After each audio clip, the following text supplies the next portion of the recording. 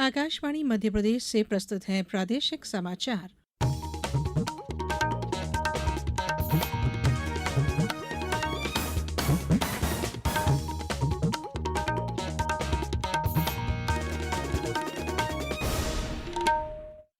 नमस्कार। समाचारों के साथ मैं धारणा सचदेव। केंद्रीय सड़क और परिवहन मंत्री नितिन गडकरी और मुख्यमंत्री डॉक्टर मोहन यादव ने आज भोपाल में सड़क और पुल निर्माण के क्षेत्र में उभरती नवीनतम प्रवृत्तियों और तकनीकों पर 2 दिवसीय सेमिनार का शुभारंभ किया। इस अवसर पर केंद्रीय सड़क और परिवहन मंत्री नितिन गडकरी ने कहा कि इंफ्रास्ट्रक्चर की विकास में महत्वपूर्ण भूमिका है, क्योंकि परिवहन व्यवस्था बेहतर होगी तो विकास के नए द्वार खुलेंगे और रोजगार के अवसर भी सृजित होंगे। उन्होंने कहा कि बुनियादी ढांचे का विकास प्रधानमंत्री नरेंद्र मोदी की भी सर्वोच्च प्राथमिकता है, क्योंकि यह क्षेत्र न केवल विकास सूत्रधार है बल्कि देश के भविष्य का खाका भी तैयार करता है। मुख्यमंत्री डॉक्टर मोहन यादव ने बताया कि इस 2 दिवसीय सम्मेलन से मध्य प्रदेश के अवसंरचना विकास को नई ऊर्जा मिलेगी और यह आयोजन राज्य की निर्माण परियोजनाओं में नई ऊंचाइयों को प्राप्त करने में सहायक सिद्ध होगा।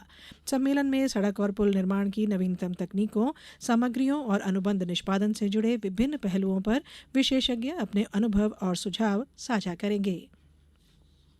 केंद्रीय सामाजिक न्याय और अधिकारिता मंत्री डॉक्टर वीरेंद्र कुमार ने आज जबलपुर में नमस्ते योजना के तहत सीवर और सेप्टिक टैंक कर्मियों को पीपीई किट और आयुष्मान कार्ड का वितरण कर सम्मानित किया। कार्यक्रम को संबोधित करते हुए केंद्रीय अधिकारिता मंत्री ने कहा कि स्वच्छता कर्मियों को कम ब्याज दर पर लोन उपलब्ध कराया जाएगा। इस नमस्ते योजना में पूरे देश भर में हमारे जो नगर निगम है, नगर पालिकाएं हैं, नगर पंचायतें हैं, वहाँ पर जो स्वच्छता के काम में लगे हुए हैं, जहाँ ये संस्थाएं स्वयं अपने स्वच्छता कर्मियों से काम करा रही हैं उनके लिए, और उनके आश्रित परिवार के सदस्य को इस डेस्क ग्रुप बना करके या कमेटियाँ बनाकर काम को करना चाहते हैं, तो राष्ट्रीय हमारा जो सफाई कर्मचारी वित्त विकास निगम है, उससे कम ब्याज की दर पर उनको लोन भी उपलब्ध कराया जाता है और लगभग 5 लाख रुपए तक की सब्सिडी भी दी जाती है। इस मौके पर उन्होंने जबलपुर मेडिकल कॉलेज में नशे के उपचार के लिए एटीएफ केंद्र खोले जाने की घोषणा की। केंद्रीय मंत्री इससे पूर्व विकलांग सेवा भारती द्वारा आयोजित कार्यक्रम में भी शामिल हुए।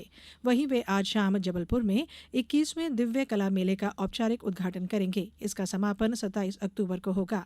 मेले में देश भर के दिव्यांग कारीगरों की प्रतिभा, उद्यमिता और शिल्प कौशल से रूबरू होने का मौका मिलेगा। इसका आगाज केंद्रीय सामाजिक न्याय और अधिकारिता मंत्रालय के तत्वाधान में 17 अक्टूबर को हो चुका है। 11 दिवसीय इस आयोजन में 20 से अधिक राज्यों और केंद्र शासित प्रदेशों के 100 से अधिक दिव्यांग उद्यमी और कारीगर हिस्सा ले रहे हैं। आज नई दिल्ली में राष्ट्रीय रबी कृषि सम्मेलन का आयोजन किया जा रहा है। कार्यक्रम में कृषि और किसान कल्याण मंत्री शिवराज सिंह चौहान और कृषि और किसान कल्याण राज्य मंत्री रामनाथ ठाकुर भी उपस्थित रहेंगे। सम्मेलन का उद्देश्य कृषि प्रणालियों में साझेदारी और नवाचार को बढ़ावा देना है, ताकि रबी अभियान को सफल बनाया जा सके। इस अभियान के तहत विभिन्न मंत्रालयों, राज्यों, केंद्र शासित प्रदेशों और संगठनों के अधिकारी आगामी रबी मौसम के लिए प्रमुख पहलों और रणनीतियों पर चर्चा करेंगे। राज्य के 6 जिलों में समर्थन मूल्य पर धान, ज्वार और बाजरा के उपार्जन के लिए किसान पंजीयन की अवधि 21 अक्टूबर तक बढ़ा दी गई है।